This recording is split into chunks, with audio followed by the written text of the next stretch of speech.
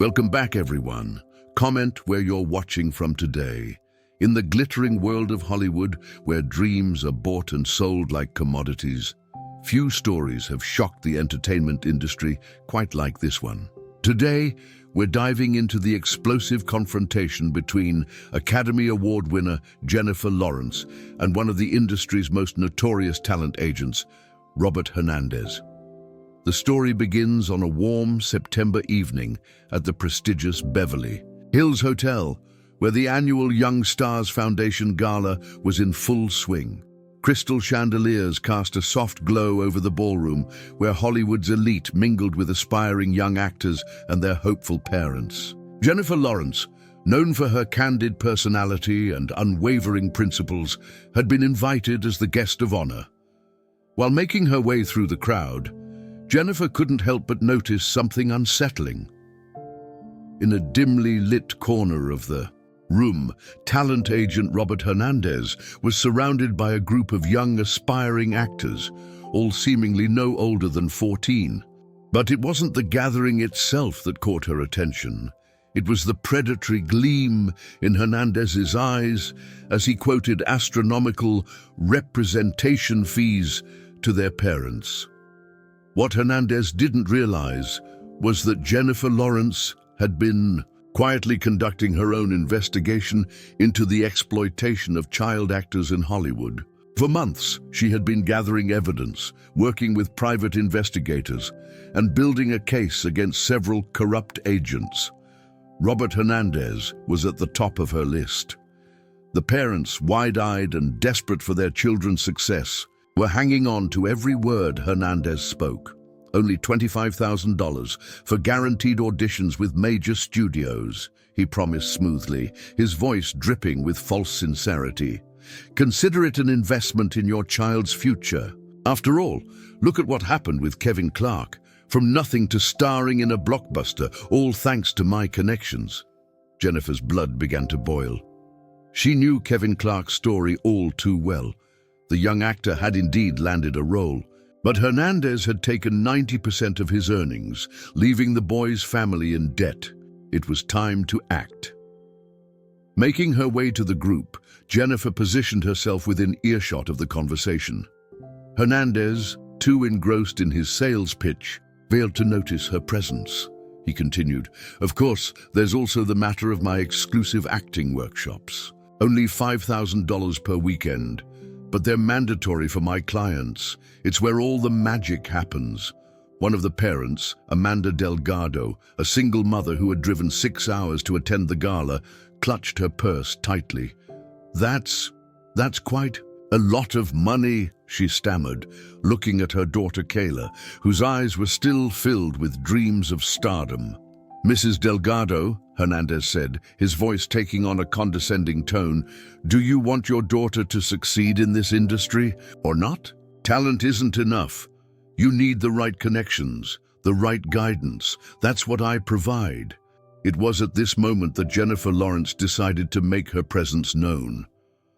"Really, Mr. Hernandez?" she said, her voice cutting through the tension like a knife. "Is that what you call exploiting desperate families and crushing children's dreams? Guidance?" The room seemed to freeze. Hernandez's confident smile faltered as he turned to face the actress. "Ms. Lawrence," he managed, trying to maintain his composure. "What a pleasant surprise. I was just explaining to these lovely families how the industry works." "Oh, I heard exactly what you were explaining," Jennifer replied, her voice steady but filled with controlled anger. "You were explaining how to scam honest people out of their life savings with promises you never intend to keep." The parents began to whisper among themselves. Hernandez's face reddened as he attempted to salvage the situation. "I don't know what you're implying, but my track record speaks for itself. I've launched countless careers." "You've launched countless schemes," Jennifer interrupted. "Should we talk about Kevin Clark? Or maybe about Michelle Rivera? Or how about young Daniel Butler? Would you like me to share their stories with everyone here?" The mention of these names caused Hernandez to pale visibly. These were all cases he thought had been buried, cases of young actors whose families had been forced into silence through legal threats and intimidation. Jennifer turned to address the parents directly. "Mrs. Delgado, everyone please listen carefully. No legitimate agent charges upfront fees for representation. No legitimate agent forces their clients to attend expensive workshops. What Mr. Hernandez is doing isn't just unethical, it's illegal." The whispers grew louder. Other guests began to take notice of the confrontation. Hernandez, realizing he was losing control of the situation, attempted to retreat. "This is slander," he hissed. "You have no proof." "Actually," Jennifer said, pulling out her phone, "I have all the proof we need. Testimonies, bank records, illegal contracts, everything. And it's all being sent to the California Labor Commissioner's office as we speak." The impact of her words hit Hernandez like a physical blow. His carefully constructed facade crumbled as he realized the depth of the investigation against him. Years of exploiting young talents, of manipulating desperate families, were about to come crashing down. But Jennifer wasn't done. She addressed the crowd that had now gathered around them. "This stops today, not just with Mr. Hernandez, but with every predatory agent who sees children's dreams as nothing more than dollar signs. Hollywood can be harsh, but it doesn't have to be corrupt." Security personnel, noticing the commotion, began making their way toward the group. Hernandez, seeing his opportunity, attempted to slip away. "This isn't over," he muttered as he pushed past Jennifer.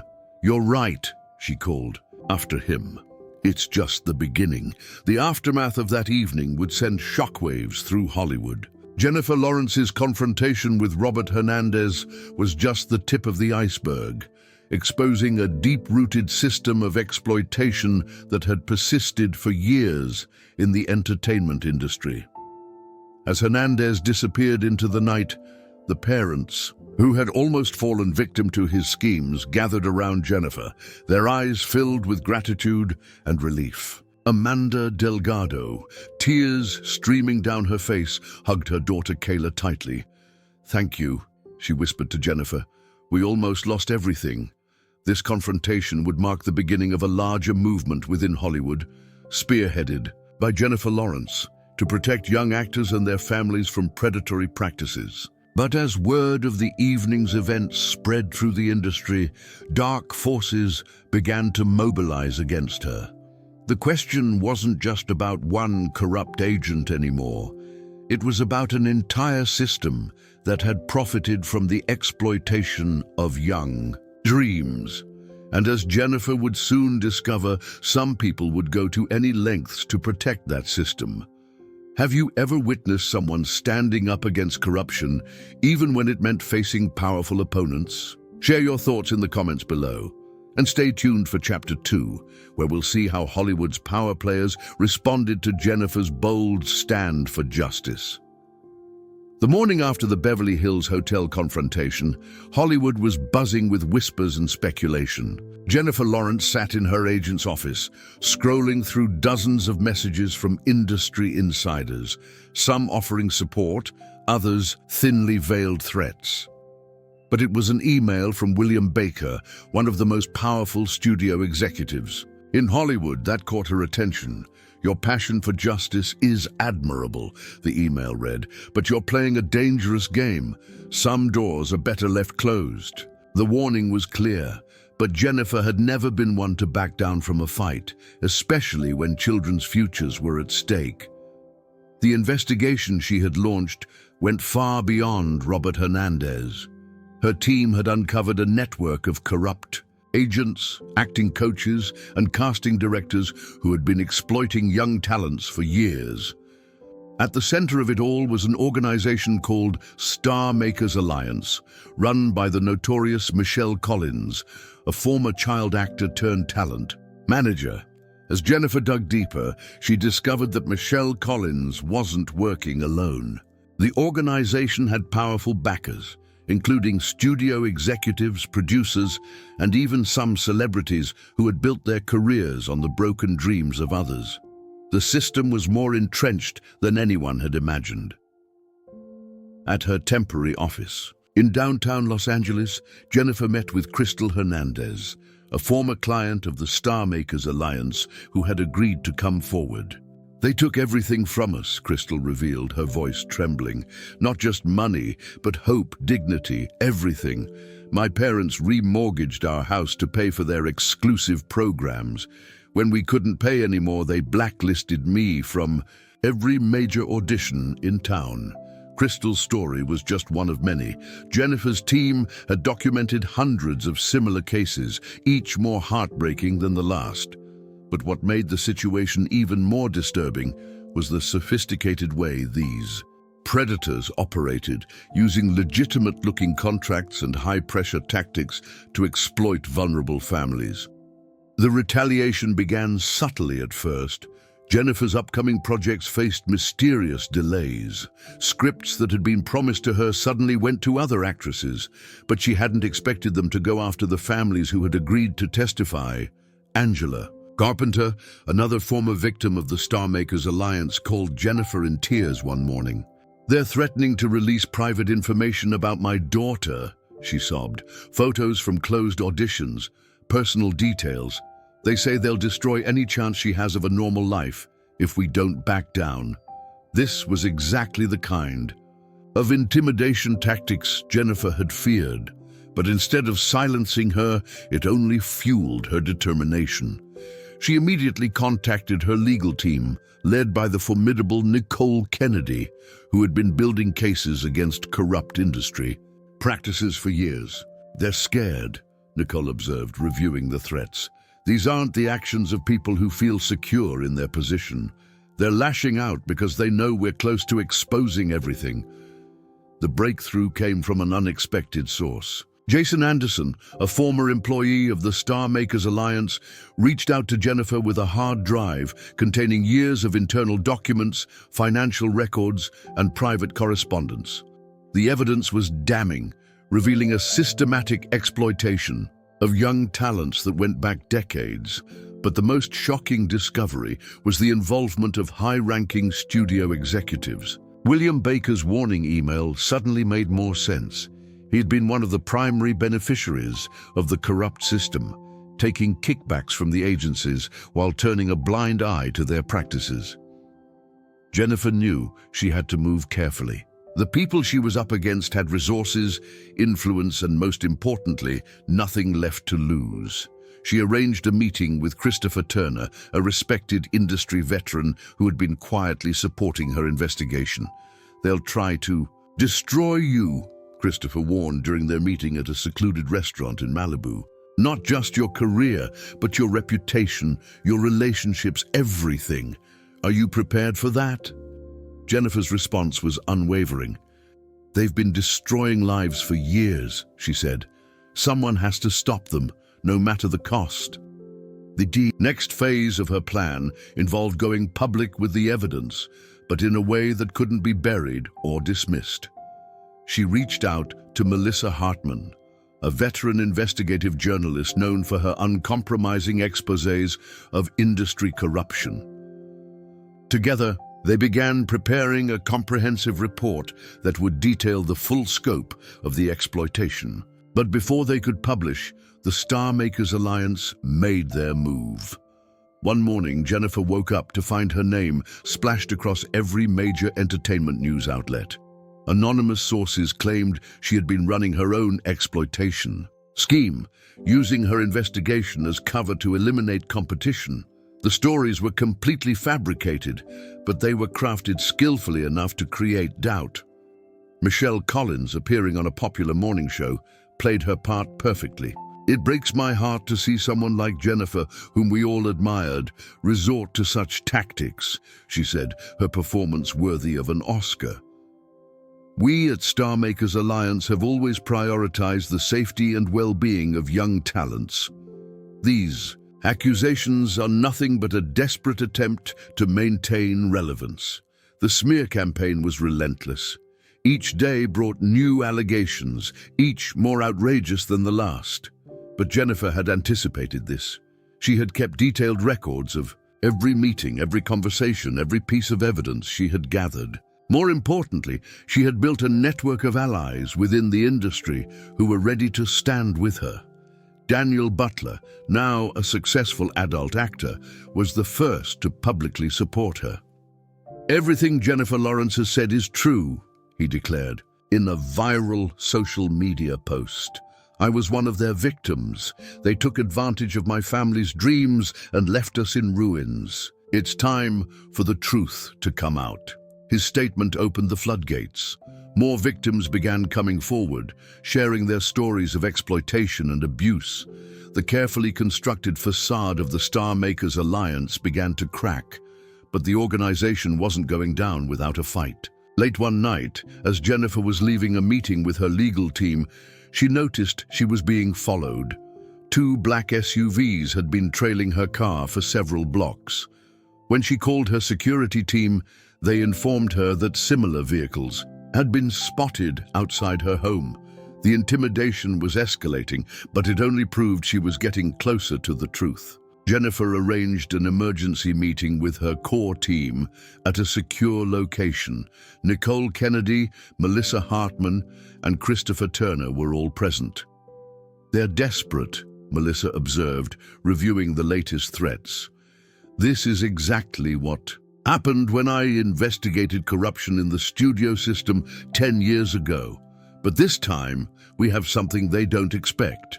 She was referring to the testimony of Robert Hernandez himself. The disgraced agent, facing mounting legal pressure and abandoned by his former allies, had agreed to turn state's evidence. His detailed confession would blow the entire operation wide open. As the meeting concluded, Jennifer received a text message from an unknown number. "Last chance to walk away," it read. Some stories aren't meant to be told, but Jennifer Lawrence had never been one to leave a story unfinished, especially when justice was at stake. The next phase of her plan would shake Hollywood to its core, but first, she had to ensure the safety of those who had trusted her with their stories. The question wasn't just about exposing corruption anymore. It was about changing an entire system that had preyed on dreams for too long. And as Jennifer was about to discover, the most dangerous enemies aren't always the ones you can see. Have you ever stood up for what's right, even when it seemed like the whole world was against you? Share your experiences in the comments below. And stay tuned for Chapter 3, where we'll see how Jennifer Lawrence's fight for justice reaches its explosive climax. The day Jennifer Lawrence had been preparing for finally arrived. At exactly 9 a.m. Pacific time, Melissa Hartman's explosive exposé went live across multiple major news outlets. Within hours, the hashtag Hollywood child exploitation was trending worldwide, and the carefully constructed empire of the Star Makers Alliance began to crumble. The report was devastating in its detail. Financial records showed millions of dollars flowing through shell companies. Email exchanges revealed studio executives like William Baker coordinating with Michelle Collins to maintain their exploitative system. But most damning were the video. Testimonies of former child actors, their stories painting a picture of systematic abuse that had persisted for decades. Lauren Dawson, a former child star from the 90s, described how the Star Makers Alliance had destroyed her family. "They didn't just take our money," she revealed, her voice steady despite the pain in her eyes. "They took our dignity, our trust, our belief in humanity. When my parents couldn't pay anymore, Michelle Collins personally threatened to release altered audition tapes that would ruin my future." The industry's initial response was chaos. Studio phones were ringing off the hook as concerned parents demanded answers. Talent agencies scrambled to distance themselves from the Star Makers Alliance. But in her luxurious Bel Air office, Michelle Collins was already orchestrating her counterattack. By noon, a carefully crafted statement from the Star Makers Alliance hit the media. "These allegations are a coordinated attack on legitimate industry practices," it claimed. "Ms. Lawrence's crusade, while well-intentioned, demonstrates a fundamental misunderstanding of how the entertainment business operates." But Jennifer had anticipated this response. Within minutes, her team released their second wave of evidence. Internal documents provided by Robert Hernandez that detailed exactly how the Star Makers Alliance manipulated and exploited their victims. The documents included a particularly damning playbook titled Converting Dreams to Dollars, which outlined their predatory tactics in clinical detail. The reaction from Hollywood's old guard was swift and vicious. William Baker called an emergency meeting of studio executives at his Malibu estate. Present were some of the industry's most powerful figures, including Douglas Holland, a veteran producer known for his harsh treatment of child actors, and Patricia Cordova, a casting director, with ties to several controversial youth talent agencies. "This ends now," Baker declared, his face red with fury. "Lawrence has gone too far. We need to remind her that some people are untouchable in this town." But the power dynamics in Hollywood were already shifting. A new generation of industry professionals, led by rising director Anthony Morrison and influential producer Heather Martin, publicly sided with Jennifer. They began sharing their own observations of the corrupt system, creating a snowball effect that couldn't be contained. The real game changer came when Grace Williams, one of Hollywood's most respected actresses, called for an industry-wide boycott of any studio or agency connected to the Star Makers Alliance. "For too long, we've been complicit through our silence," she declared during a hastily arranged press conference. Jennifer Lawrence isn't just fighting for child actors.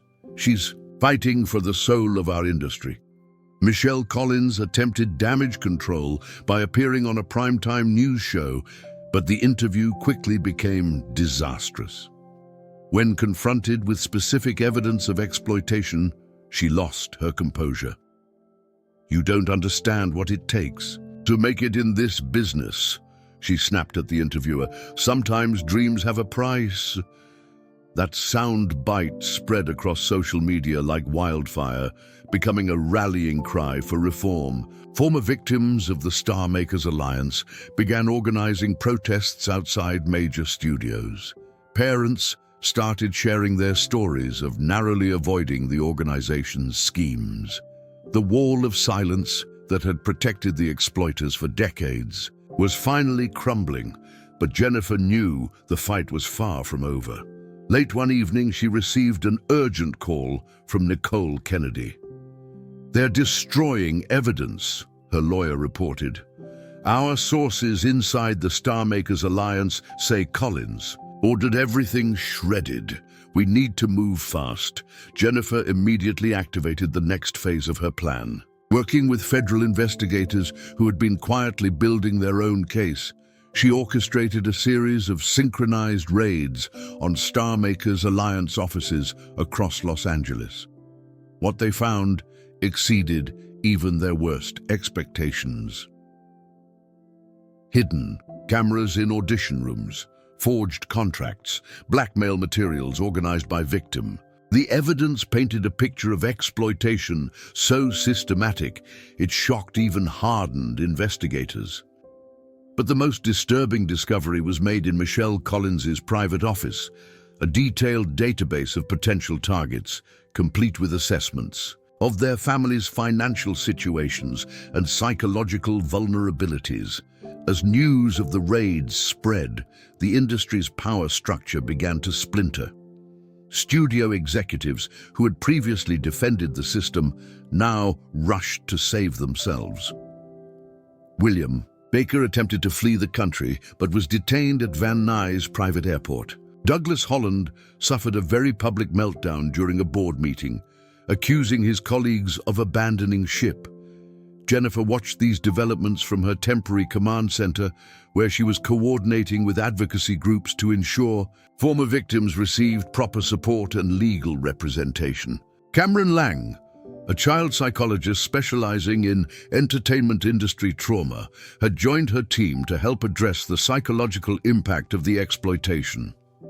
"What you've done is unprecedented," Cameron told her during a brief moment of reflection. "You haven't just exposed corruption. You've given hope to thousands who thought they were powerless." But the most powerful moment came when Kayla Delgado, the young aspiring actress from the Beverly Hills Hotel Gala, visited Jennifer with her mother, Amanda.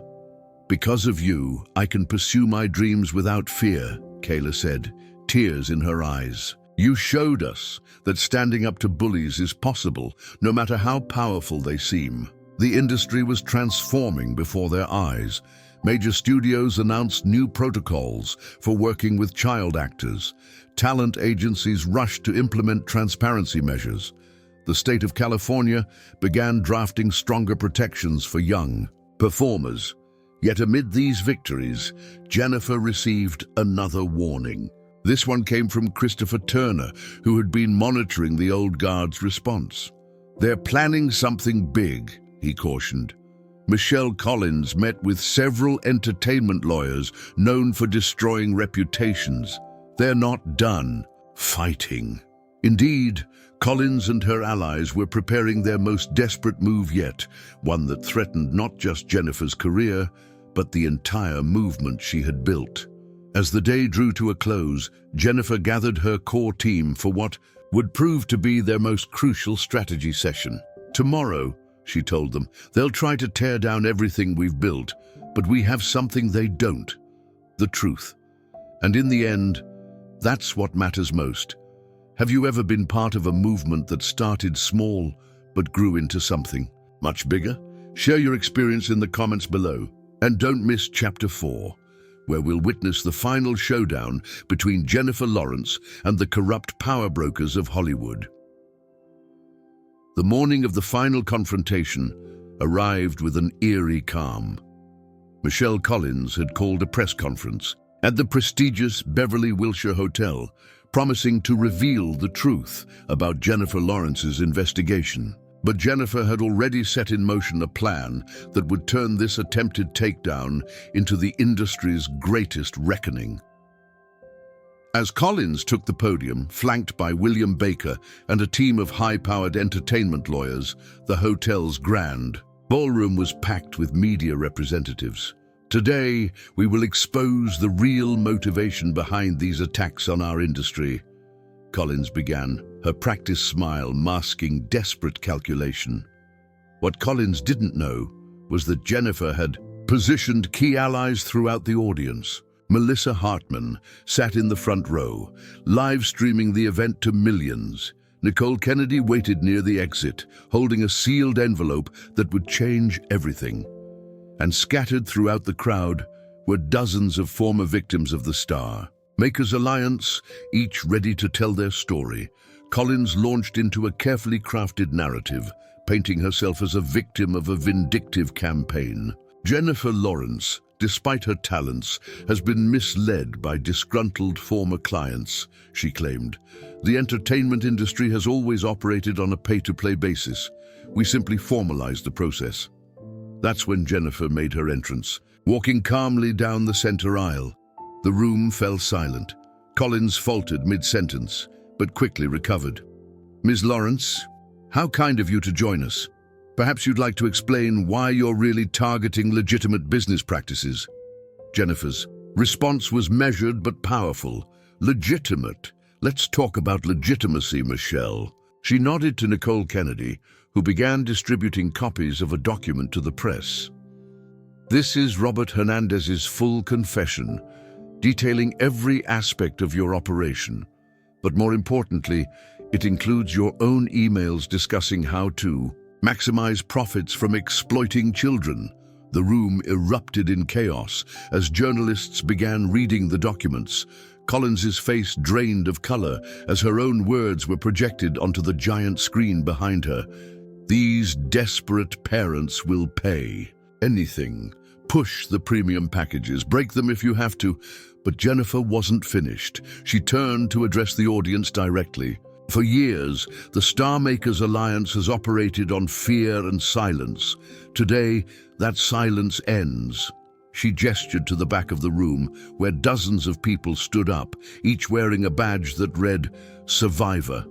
Brittany Ramirez, a former child actor who had lost her college fund to Collins's schemes, spoke first. They took everything from my family, promising fame but delivering only debt and heartbreak. Others followed, their stories creating a devastating portrait of systematic exploitation. Collins attempted to regain control of the situation. These are isolated incidents, misunderstandings. But she was interrupted by an unexpected voice. From her own team, Jason Anderson, her longtime legal counsel, stepped forward. "I can't do this anymore," he announced, his voice shaking. "Everything they're saying is true. I have documentation of every illegal transaction, every threatened family, every covered-up abuse." He pulled out a USB drive. "This contains everything, including recordings of our strategy meetings where we specifically discussed how to break families financially." William Baker tried to rush the podium, but security blocked his path. In the confusion, Collins made a desperate grab for the USB drive, but Jennifer had anticipated this move.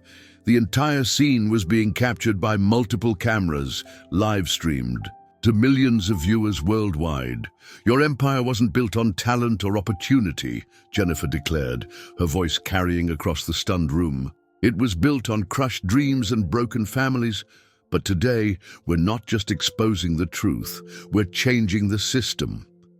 She revealed her masterstroke, a coalition of industry reformers, including influential figures like Christopher Turner and Heather Martin, had created a new organization, the Child Actors Protection Alliance. This alliance would provide free legal support, mental health services, and legitimate career guidance to young actors and their families. The old way of doing business ends today, Jennifer announced. "No more exploitation, no more pay-to-play, no more broken dreams." As if on cue, federal agents entered the ballroom. Michelle Collins, William Baker, and several other key figures in the exploitation network were taken into custody. The charges included fraud, extortion, and criminal conspiracy. The aftermath was seismic. Major studios announced comprehensive reforms in how they dealt with child actors. Talent agencies were subjected to new regulations and oversight. The industry's dark underbelly had finally been exposed to the light. But perhaps the most powerful moment came weeks later at a small gathering of survivors and their families. Amanda Delgado, who had nearly fallen victim to the scheme at the Beverly Hills Hotel, now led a support group for parents navigating the entertainment industry. Her daughter Kayla had landed a legitimate role in a major production without paying a single dollar in illegal fees. Jennifer Lawrence had accomplished what many thought impossible. She had not only exposed corruption, but had helped create a new system to replace it. The Child Actors Protection Alliance became a model for industry reform, with similar organizations springing up in entertainment hubs worldwide. As she watched Michelle Collins and her conspirators face justice in court, Jennifer reflected on the cost of speaking truth to power. Her own career had faced challenges, but the industry's respect for her had only grown. More importantly, she had helped ensure that the next generation of young actors would be protected from exploitation. The final scene played out in the same Beverly Hills hotel where it all began. Jennifer sat with a group of aspiring young actors and their parents, discussing their dreams and ambitions. But now, instead of fear and desperation, there was hope and confidence in their eyes. Success in this industry shouldn't come at the cost of your dignity or your family's financial security, she told them. Your talents and dreams are precious. Never let anyone convince you they're for sale. The exploitation ring that had preyed on Hollywood's youngest aspirants was dismantled, its architects facing justice. But more importantly, a new era of transparency and protection had begun. Jennifer Lawrence had not just won a battle. She had helped transform an industry. Have you ever stood up against a corrupt system and won? Share your story of triumph over injustice in the comments below. Remember, one voice speaking truth can inspire thousands to find their courage. This story proves that even in the darkest corners of Hollywood, light can prevail when someone is brave enough to shine it. Jennifer Lawrence's fight against child exploitation will be remembered as the moment when Hollywood finally faced its demons and chose to change.